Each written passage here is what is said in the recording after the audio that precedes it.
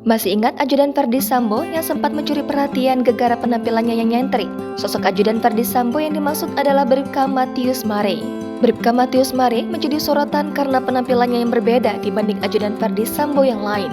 Ia pertama kali menuai sorotan saat menjaga ketat Ferdy Sambo di awal-awal kasus pembunuhan Yosua terkuak.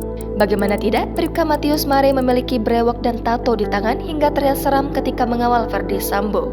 Kini, sosok Bribka Mathius Mare tak pernah lagi disebut-sebut dalam kasus Yosua. Lantas, kemanakah ia?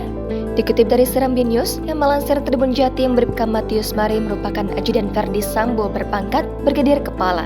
Bribka Mare berasal dari Papua.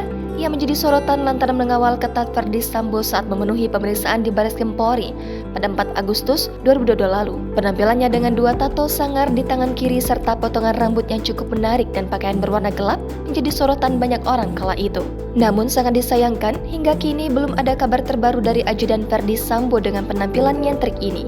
Sampai saat ini hanya Baradae dan Bribka RR yang ditetapkan sebagai terdakwa dalam kasus pembunuhan Brigadir J. Sebelumnya, Bribka Mathius Mare merupakan satu dari sekian banyak ajudan Sambo selain Yosua dan Baradae. Dia diketahui merupakan putra asli Papua. Bribka Mathius juga diperkirakan telah berkeluarga.